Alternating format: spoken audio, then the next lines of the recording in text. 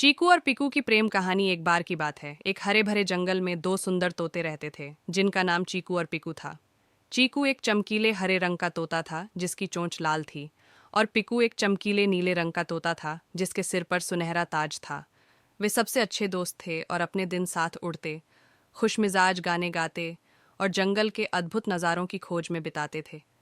एक सुनहरी सुबह चीकू और पिकू ने अपने पसंदीदा स्थान पर जाने का फैसला किया, जो एक भव्य पुराना पेड़ था जिसकी शाखाएं चौड़ी और ऊंची फैलती थीं। यह उनका खास स्थान था जहां से वे पूरे जंगल और उसके परे देख सकते थे। जब वे सबसे ऊंची शाखा पर बैठे तो पिकू ने दूरी में एक चमकती हुई झरना देखा जो उन्होंने पहले कभी नहीं देखा था। चीकू, देखो, एक जादुई झरना। चलो वहां चलते हैं और देखें कि हमें वहां क्या रोमांचक अनुभव मिलते हैं, पिकू ने उत्साह से चहकते हुए कहा। चीकू सहमत हो गया और वे उड़ते हुए पेड़ों के ऊपर से उड़ गए। यात्रा लंबी थी, लेकिन झरने का दृश्य उनके हर पंख की फड़फड़ाहट के लायक था। जब वे वहां पहुंचे तो उन्हें एक छिपा हुआ स्वर्ग मिला, जिसमें क्रिस्टल जैसी साफ पानी, रंग बिरंगे फूल और एक इंद्रधनुष था जो झरने के ऊपर खूबसूरती से फैला हुआ था। यह जगह कितनी सुंदर है, चीकू ने आश्चर्य से भरी आंखों से कहा। मुझे खुशी है कि हम यहाँ एक साथ आए। पिकू ने सिर हिलाया। उसका दिल खुशी से भर गया। चीकू, तुम मेरे सबसे अच्छे दोस्त हो और तुम्हारे साथ बिताया हर पल खास है। चलो, एक वादा करते हैं कि हम हमेशा एक दूसरे के लिए रहेंगे, चाहे कुछ भी हो। चीकू मुस्कुराया और पिकू का पंख अपने में ले लिया। मैं वादा करता हूँ पिकू, हम हमेशा साथ रहेंगे।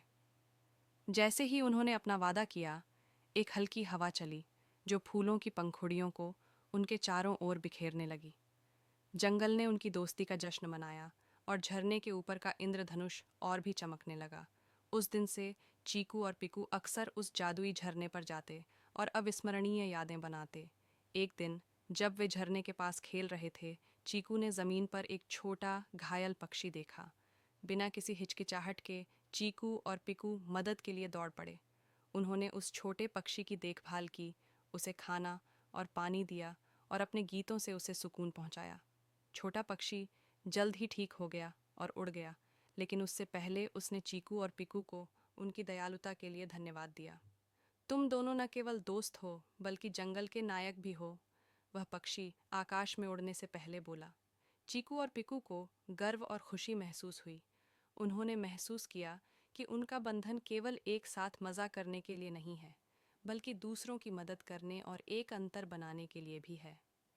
तब से चीकू और पिकू जंगल के संरक्षक देवदूत के रूप में जाने जाने लगे। उन्होंने खोज, गायन और खेल जारी रखा, लेकिन वे किसी भी ज़रूरतमंद प्राणी की देखभाल भी करते रहे। उनके प्यार और दोस्ती ने जंगल के सभी जानवरों को प्रेरित किया और वे खुशी खुशी जीवन बिताने लगे।